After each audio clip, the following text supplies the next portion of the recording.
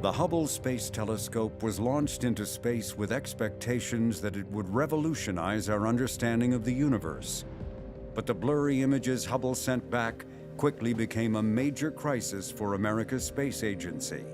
Not only was the future of Hubble at stake, the future of space station might be at stake, and maybe the future of NASA might be at stake. To fix Hubble's eyesight, NASA's Jet Propulsion Laboratory proposed an ingenious solution that, if it worked, offered the hope of turning a national embarrassment into a national source of pride. And at the same time, JPL was contending with serious troubles of its own. 3 of its spacecraft were about to declare emergencies, and not all of them would survive. The confusion was just overwhelming. Everybody snapped into battle mode. To the rescue, JPL and the beginnings of the space age. Next.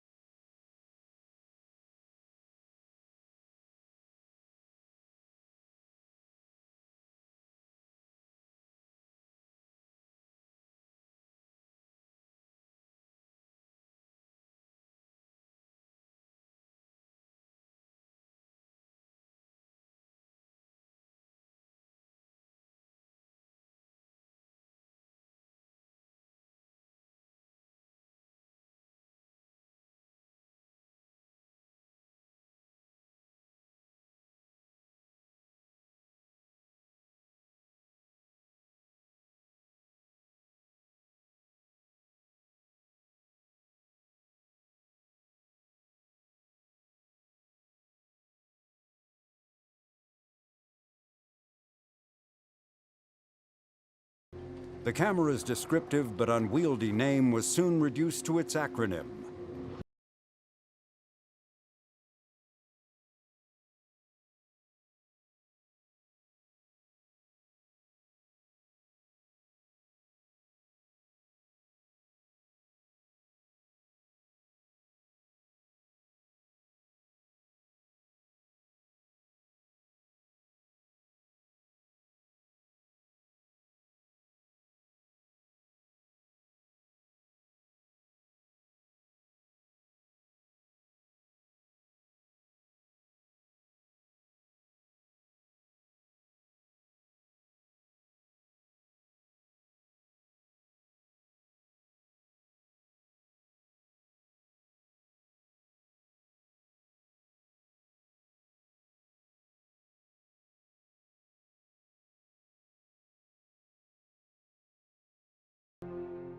I remember the day of the press conference. It was June 27th, 1990, a day that shall live in infamy for me personally, because I was the lucky soul at NASA headquarters that got to tell the American press about all the science we wouldn't be doing. Good afternoon. Welcome to NASA's Goddard Space Flight Center. Today we'll give you an update on the status of the Hubble Space Telescope. We feel right now that there's probably no real science that we can do with the wide field camera at this time. After that, it was just sort of chaos in terms of, because we had NASA had hyped the mission so much. It sounds like you're way over half the science you intended to do, you can't do. I understand you were so disappointed last night in this setback that you actually cried. I also understand in this morning's meeting that you referred to this as the biggest failure since the Challenger blow-up. $2.5 billion. How could this possibly be? While it could be reported that Hubble's issue was spherical aberration, there was no definitive answer as to what had caused the defect. Their initial reaction is one of frustration, of course. And their initial reaction was they lost most of their science, if not all. The JPL science team suspected the source of the problem might be with Hubble's mirrors. If that were true, there was a ray of hope for Hubble. And John Trauger, who was the person building the WIFPIC clone, as it was called then, WIFPIC 2, came up to me in a corner and said, you know, I think we've got a way to make some minor adjustments to the camera we're already building that could be ready in time for the repair mission in 1993 that would fix the problem. It took a couple months to really sort out what was happening with Hubble. We had an idea what it might be. So we went down in the lab at JPL, and we played with it. We played with the model. All right, here's a nice high-tech sketch. As Trauger suspected, calculations pointed to a problem with Hubble's primary mirror. As you go from the center to the edge, you find the surface is too low, lower than it should be, by about 4 waves. We knew it had been a manufacturing defect at the plant in Connecticut by a technician who put a washer in the wrong place. It would later be determined that the mirror's shape was off by a mere 4 microns, about 1/50th of the thickness of a human hair. The result was the equivalent of getting the wrong prescription for a pair of glasses costing $2.5 billion. But knowing the precise amount of the error opened up the possibility of a remedy. And I said, well, John, are you absolutely sure about that? Because I'm going in front of the cameras in like 4 hours, and do you want me to say anything? He said, we're very confident. We've studied this, and we're sure we can do it. So that gave me a glimmer of hope. So at the press conference on live TV, I had to talk about all the stuff we wouldn't be doing, but I ended the press conference saying, we think we have a fix for this, and we think it can be ready by December of 1993. In the meantime, the telescope would be ridiculed everywhere. Hubble quickly became synonymous with trouble. I remember giving a talk to some young kids. They were kindergarten kids, really young kids, about the wonders, Hubble. And I said the word Hubble telescope. And it was like I was Jay Leno. Everybody laughed. They didn't know what it meant, but they knew it was funny. The pressure of saving Hubble's reputation and the bulk of its visual images rested entirely on JPL's proposed solution. But as the lab took on this challenge, it was about to be confronted with problems of its own, beginning with a spacecraft on its way to our nearest planetary neighbor.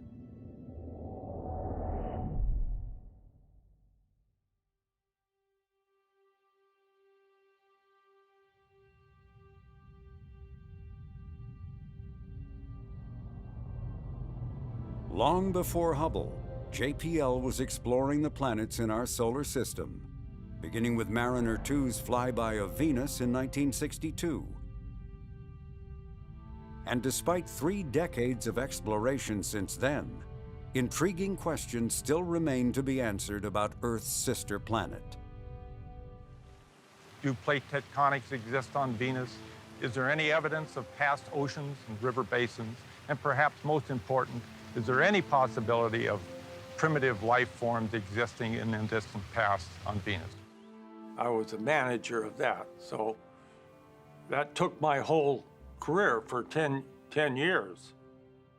In past planetary missions, we have used conventional television imaging systems to construct and acquire the basic image data.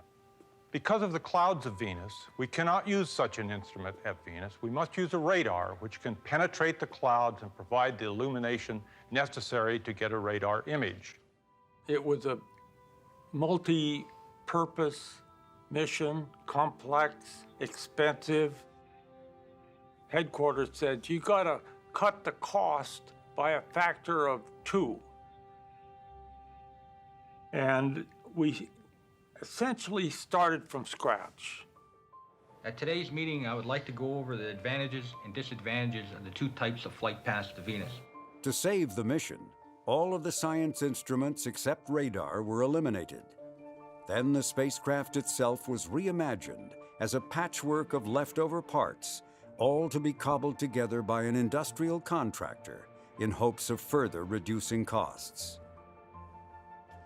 The components came from the Galileo mission to Jupiter, Mariner 9 that had traveled to Mars, and the Ulysses spacecraft sent out to observe the Sun.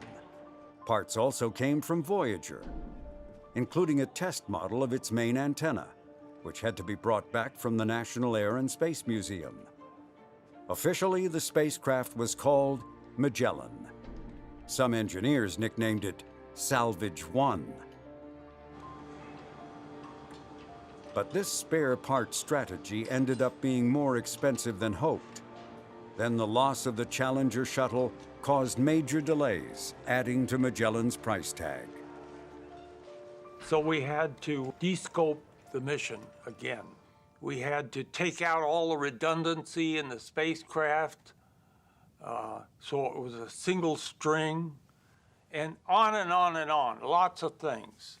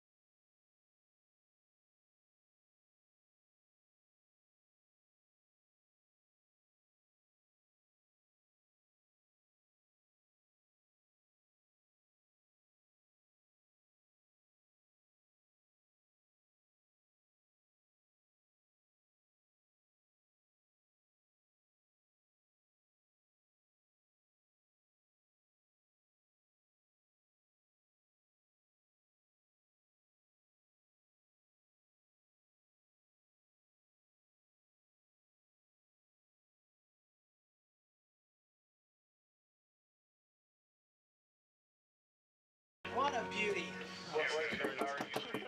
So that was a highlight, because that was my job.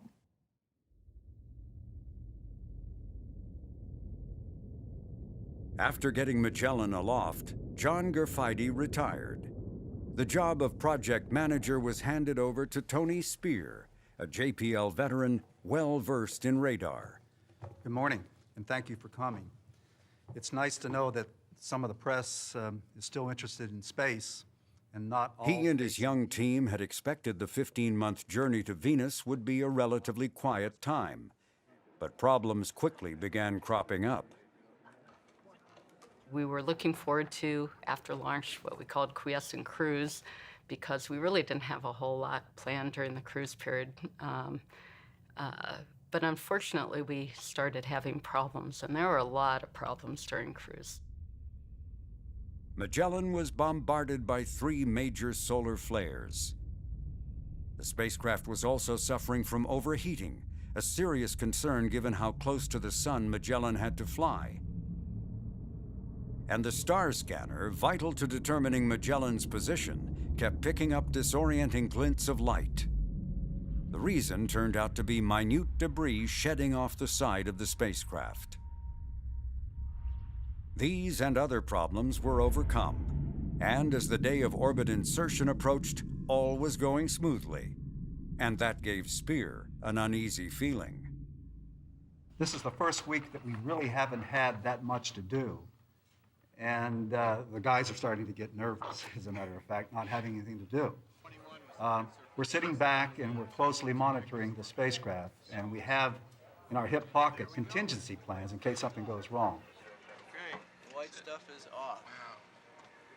We had a solid Star 48 motor, and you just lit it and it went, and then you were either going to go into orbit or you were not. There was a lot of nervousness from the managers about it. If the rocket doesn't fire, we become a flyby, and that's no good. because it will take something like 100 years before the geometries line up so that we could try again. And I don't think I'm going to be around 100 years from now.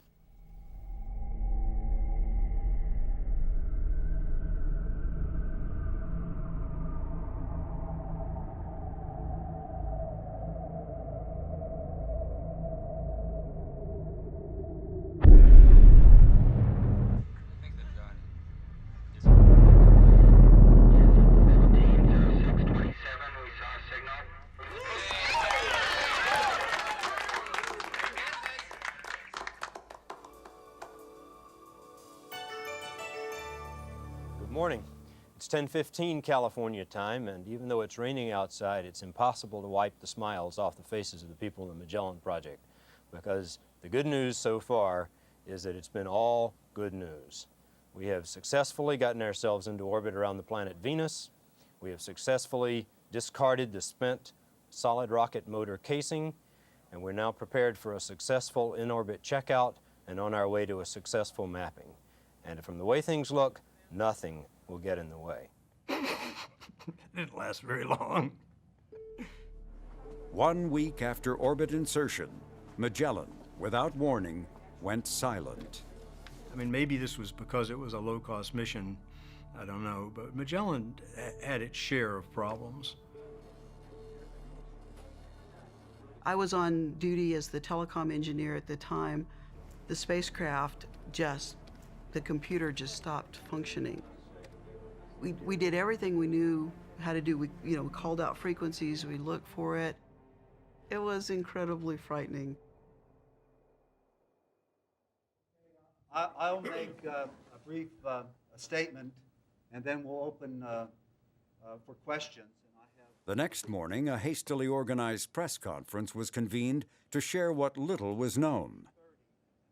I was out in the lobby watching the press conference, and I got a phone call from the guy we call the ace in Building 230, who's sort of in charge of real-time operations, and that said, we have a signal. We're not sure it's Magellan, but we think it is.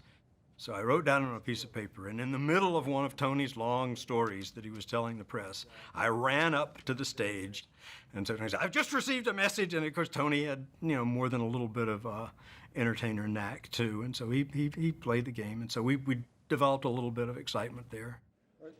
And if we can bring, okay, Steve, you have something more to say? Well, John's going to come over as soon as he's seen enough telemetry to tell more, but it is Magellan.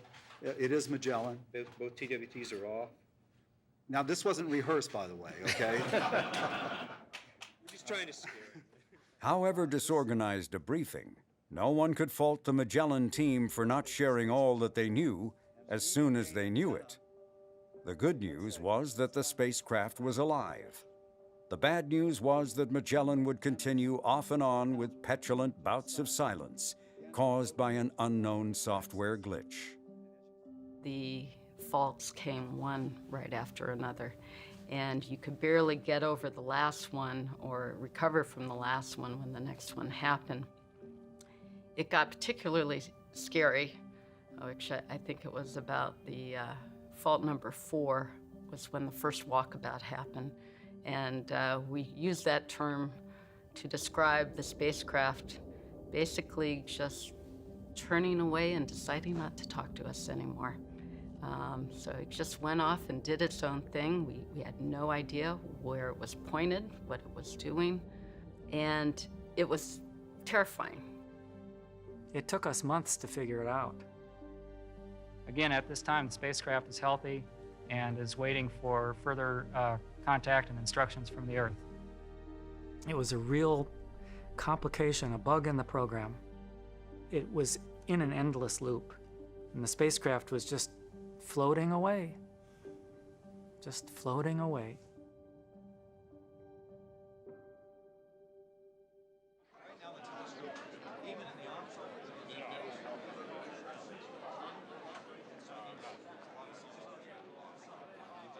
Among those in attendance at JPL during Magellan's orbit insertion event was Caltech professor Ed Stone. Stone was highly respected for the job he had done as the chief scientist for Voyager. And these congratulations were for the announcement that he was about to become the next director of JPL. What can you say? We're in business, right?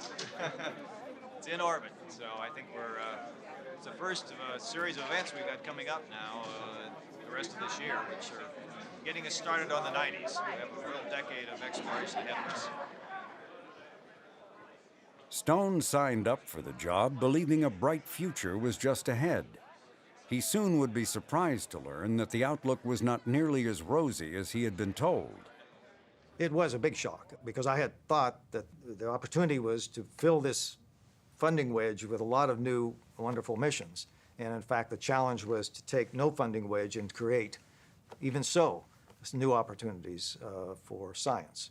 And so it's a totally different job than I imagined I would have.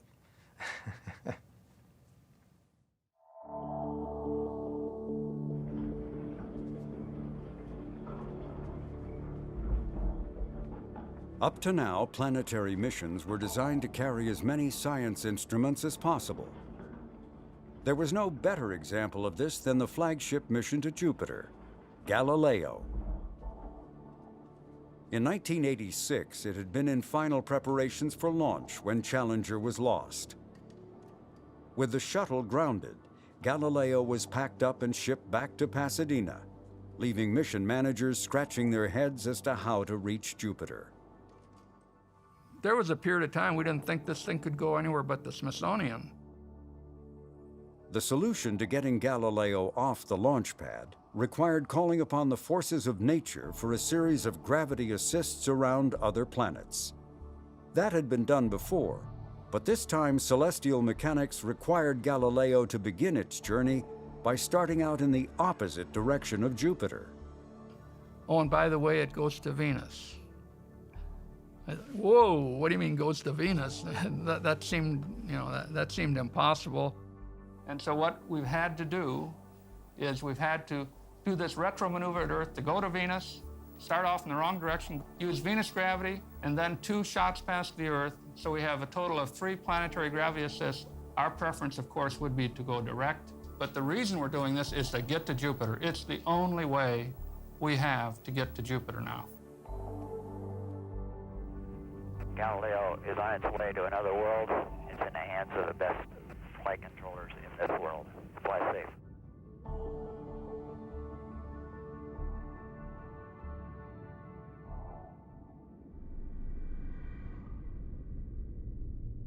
Unlike Magellan, the journey to Venus was relatively uneventful for Galileo. And just a year after its launch, Galileo was again nearing Earth, the first time ever that a robotic spacecraft was returning home.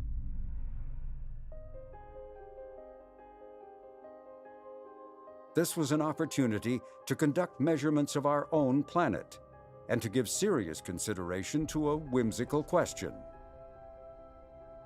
Imagine Galileo is a spacecraft from somewhere else in space, and it's making this extremely quick pass by the Earth, all instruments recording. What about the Earth would it detect, and what fraction of that would be what we consider important about the Earth? Would it detect that this is an ocean planet? Would it detect life? Would it detect intelligence? Those are three interesting questions. Galileo's answers varied. Water was clearly abundant, and there were strong hints of biology to be seen. As for a technologically advanced civilization, there were no visible signs. Galileo's path, just by chance, was one that flew across sparsely populated areas of the planet. Then, in a blink of an eye, Galileo sailed past our planet, headed outward.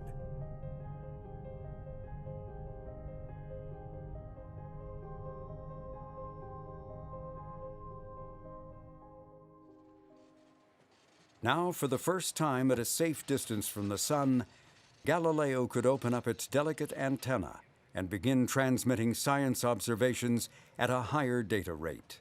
There were concerns about opening the high-gain antenna too close to the sun because some of the materials it was made out of might get too hot and then make the antenna not function properly.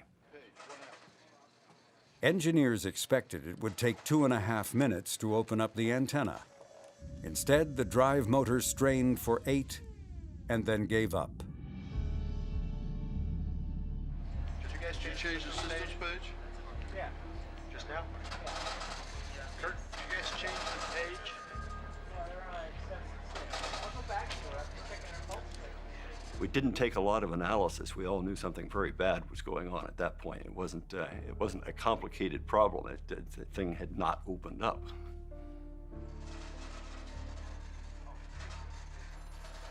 Without the antenna, the flow of science would be no better than a trickle, from a transmission rate of 134,000 bits per second to a mere 10.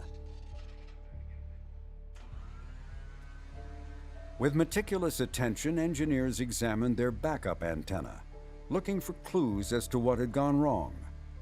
First thought, which lasted for a few days, was, well, can we fix this? And the engineers spent a lot of trouble times trying to figure out exactly what they could do to fix it, because it's probably not actually anything too badly wrong with it, but you couldn't get up there and shake the blasted thing and make it open. The search zeroed in on the possibility that restraint pins connected to the umbrella's ribbing had failed to release. As to why they were stuck in a rut, there were a number of theories. Had the bumpy road trips back and forth between California and Florida caused a misalignment? Had lubricants surrounding the pins dried out over 4 years of storage? Engineers had worried that leaving the spacecraft stowed away for so long might degrade critical parts, but no thought was given to a task as low-tech as lubricating pins. Most of the solutions they were working on had to do with things like heating it up, cooling it off, or shaking it. It turns out we make our spacecraft so they're not very easy to shake. You don't want these vibrations.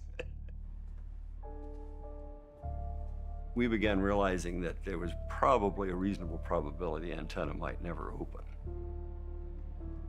News of Galileo's stuck antenna occurred just a year after Hubble's vision problems were announced. Next came word from Washington of budget cuts. All of NASA, it appeared, was in danger of going bust.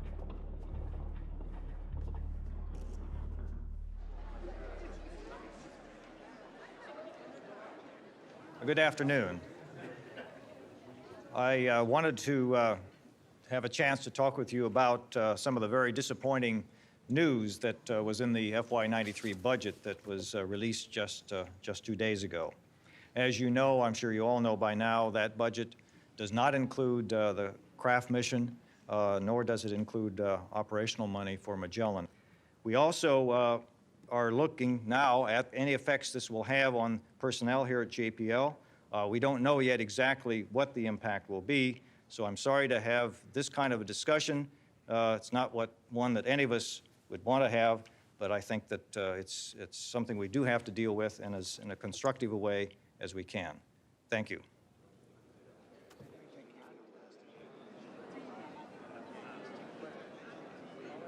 And there was more change in the air. Within weeks came the announcement of a new administrator for NASA, and Dan Golden made no secret that he intended to shake up an agency he believed was over-promising and under-delivering. Planetary missions can take a decade to plan, another decade to build, and another decade to get to the destination, and God knows who's going to be around to collect the data by the time that ends. How can we do everything better, faster, cheaper? We need to stretch ourselves and be bold and take risks. And yes, it's safe to take risks at NASA once again. We cannot play it safe. We've got to be bold, and when we're bold, we'll have unbelievable results. NASA Administrator Dan Golden would soon have another example to buttress his dislike for large and expensive spacecraft. But Mars Observer would also be a lesson in the pitfalls of embracing bold new approaches. I inherited a lot of things with Mars Observer, and At the time, I thought they were kind of bad ideas, but I was stuck with them, and then in retrospect, they turned out to be really bad ideas. Liftoff of the Titan III rocket with the Mars Observer and America's return to the Red Planet. Instead of building Mars Observer from the ground up, NASA, before Golden's arrival, had directed JPL to oversee the conversion of a commercial satellite originally designed to orbit the Earth. Going through the sound barrier looked very good. So the idea was there are pretty much routine processes now for building spacecraft for the Earth. And why don't we pull a spacecraft off, modify it only slightly, and send it to Mars? And we'll put our instruments on board, we'll compete for the best instruments, and we'll fly them, and it'll be cheap. Both solids look good. Data coming in here to the Mission Director Center shows we have a nominal flight. Converting an Earth satellite had looked promising on a spreadsheet. But operating in deep space was different. You have to provide a science platform that will house more science instruments than an Earth orbiter. You have to have planetary telecommunications capability. You have to have bigger solar array. You have to have onboard propulsion capability to get into orbit. The launch vehicle is not going to put you in orbit there. You're going to have to do it yourself. These kinds of adaptations and changes meant that the budget for Mars Observer eventually soared to nearly $1 billion, more than 5 times NASA's hoped-for price.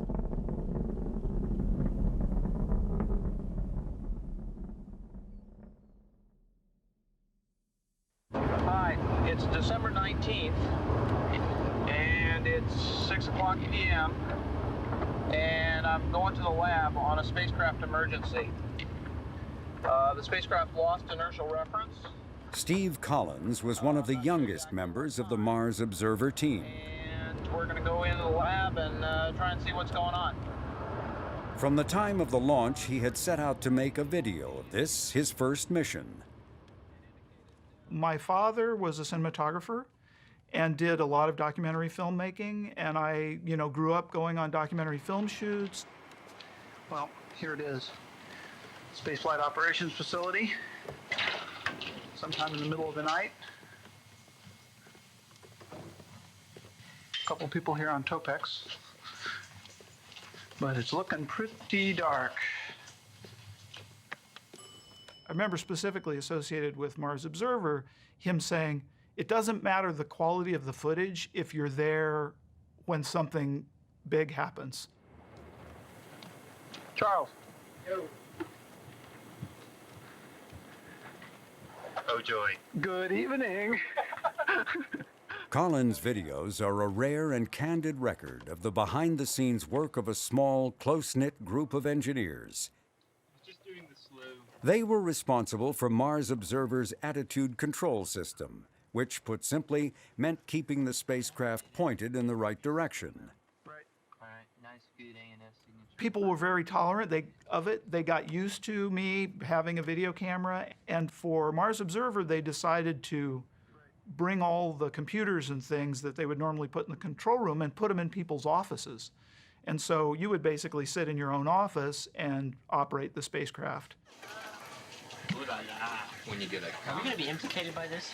Or, on occasion, to relax with the latest state-of-the-art offerings in space-themed video games. So this is what's really going on up there on the spacecraft, huh? That's right. Is this what's called joysticking the spacecraft around? This is Danger's worst nightmare. That's right. Oh, no, it's putting us into contingency mode.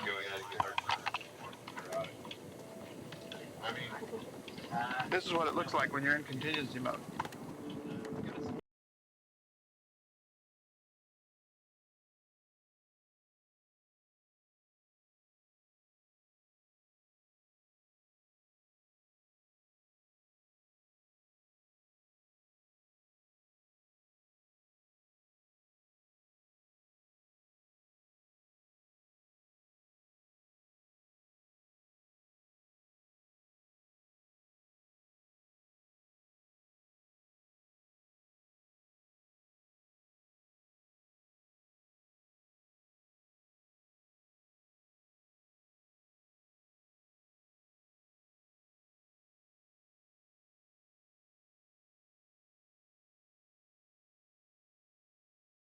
critical event, which is the pressurization of the fuel tank. If something were to go wrong with the pressurization, either the tanks for some reason get overpressurized or they don't get pressurized at all, we cannot perform the Mars orbit insertion burn. So this is a very critical activity which will occur. Pressurizing the fuel tanks had long been a worry. There was a history of leaks involving the regulators of the fuel lines on other missions. And there were trade-offs between pressuring the tanks soon after launch or later before orbit insertion. Engineers chose the second option.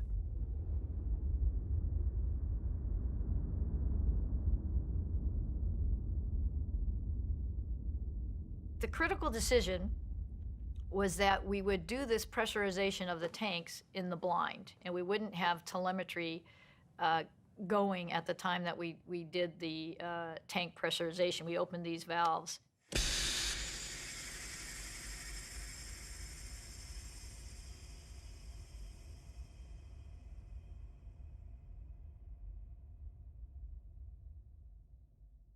Okay, they're searching for a downlink in SSI. What? What? Says who? In SSI? No. I don't think so. So the immediate response to not having communications with the spacecraft is, it's probably just another, simple problem. It'll take them a half hour to get it figured out and we'll be fine. Tell them whatever they're doing now ain't working.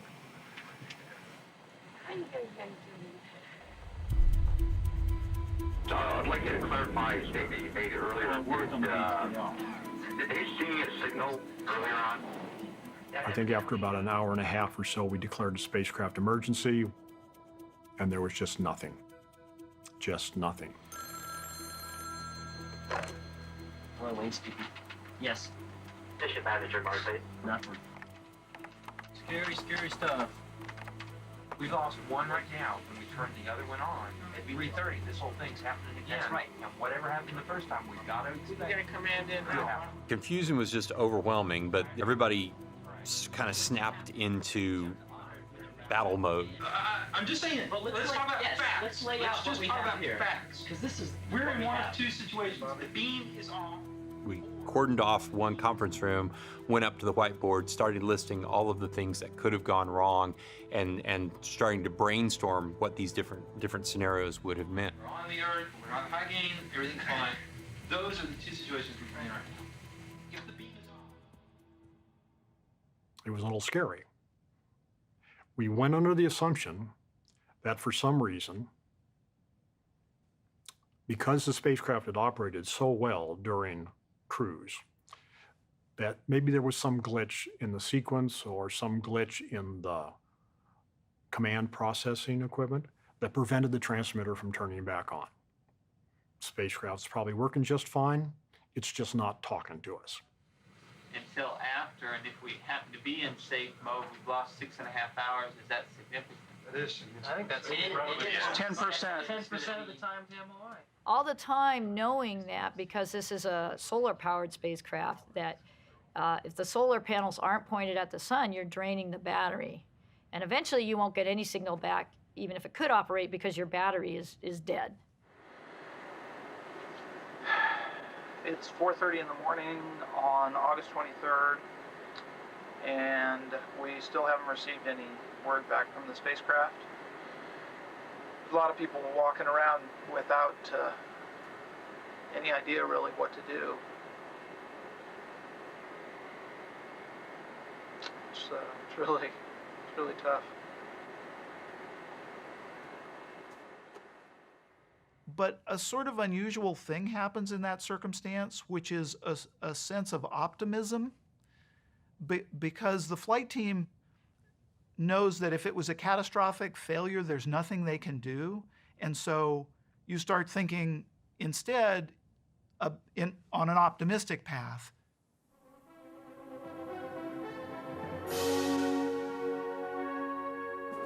Not willing to believe the worst and hoping for the best, JPL's plans to provide live TV coverage of the orbit insertion event went ahead. We have had a problem over the weekend, what we believe to be a communications failure, in which Mars Observer has not been downlinking or radio transmitting information to us. And this is Charles Wetzel, who we're going to talk to about what we're going to see with the signal. Hi, Charles. Hi, Steve. I was the on-console guy who could be interviewed. And so I had all of the telemetry displays up on the workstation, and I had sort of been picked as the operations guy that would be, interviewed back and forth as the day was going on and show, what telemetry we were getting or we would have been getting and how the systems were, behaving, which we weren't at the time. But it was definitely a very awkward type of interview. Okay, specifically, you have a graph there which will show us what happens when we actually get signal back, right? That's correct. There's no data on this window yet. We're hoping that for the first time since Saturday, we'll lock up on a radio signal, and that'll show the signal level here in this window right now. Mission Manager, go ahead. Okay, we've come up negative on our search for signal. Two-way, one-way, channel 16 and channel 20. I guess it's time for plan B. Okay, copy. DSN will continue to search. Copy. Charles, we're going to stay with you, and the minute that you hear anything, feel free to break in on what we're saying, okay? But certainly thank you for your attention. Keep your eyes peeled. Okay, thanks a lot, Steve. Thanks. The idea was that it wasn't lost, that it had automatically gone into orbit, and that what we needed to do was to keep sending commands to it so that it would behave properly and begin to send back the information. So it just was so protracted that the pain just continued and continued. Who was the famous pilot, Chuck Yeager? I feel like the Chuck Yeager, the slow Tennessee accent. Well, there goes plan A, there goes plan B. Okay, plan C. Arm and go to contingency load. Whose idea was it to pressurize 3 days before MRI?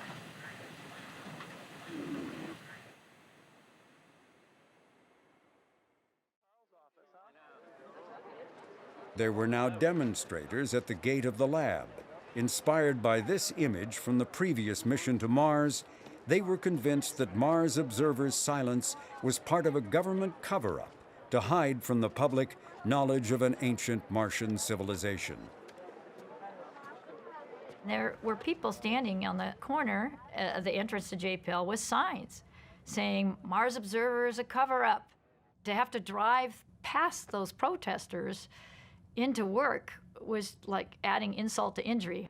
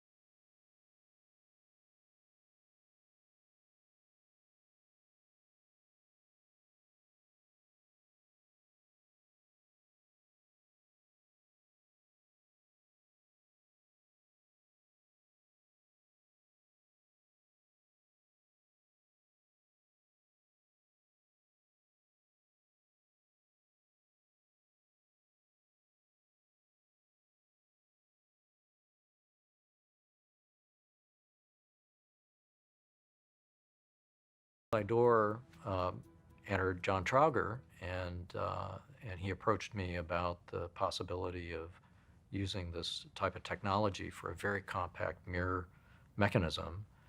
And not knowing any better, I said, of course you can do that.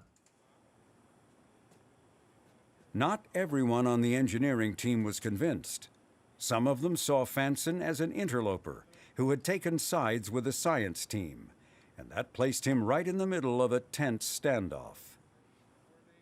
And I remember one of the scientists was red-faced and was actually pounding his fist on the table,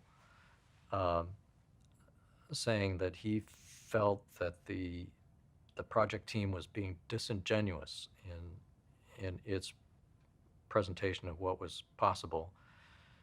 I've never been in a meeting like that before or since, but tensions were running very high.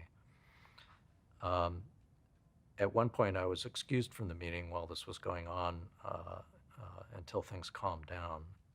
In a project like this, everyone's career depends on success. Everyone ultimately has to work together, you know, and it's a human, you know, it's a really interesting dilemma. This being my first flight delivery assignment at JPL, I had the advantage of ignorance. So I hadn't been I wasn't experienced enough to know that what I was setting out to do should not be possible to do on the time frame that we were doing it. And we just worked enormous hours. There were many nights of sleeping on a cot, you know, not knowing whether it was daylight or dark outside. It was a maximum effort. One vivid example of a maximum effort was finding a solution to cleaning WIFPIC's mirrors with liquids without damaging other parts of the camera. And so it occurred to me that if we could find a really large size condom, we could roll the condom up over the housing up against the outer edge of the mirror and seal around the mirror, and then you could wash the front surface. To Fanson's surprise, the manufacturer refused to endorse its products for any use other than for what it was originally intended. In desperate straits, Fanson's next stop was the emergency room. So here I am in the supply room, in the emergency room, and came across a particular type of surgeon's glove that had just about the right size, a latex surgeon's glove that we could roll up over the housing and seal around the outer edge of the mirror so that Acton could do the cleaning of the mirror surface and do the coating. So it's just we had to tackle these problems. This is what engineers do, right? You have to figure out a way to tackle the problem that's in your path.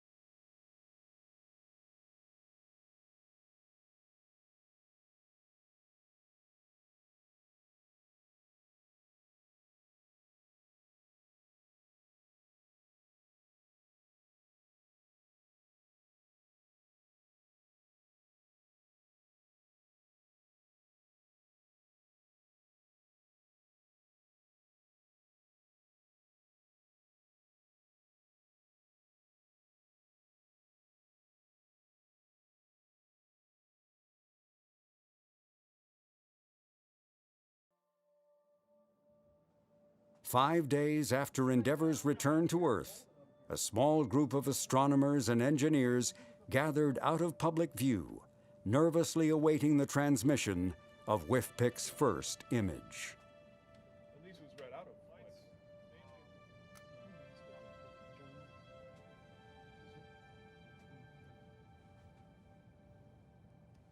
Hey! Right there! Oh! Did it! Wait. Oh, no, go. Yeah, let's get bring it up. Bring it up. And what we saw was a bright star that was well corrected. We knew immediately that we had done it. Oh! This is the first image of Cheers. Cheers. We'd done everything that we thought we had to do to prove, to our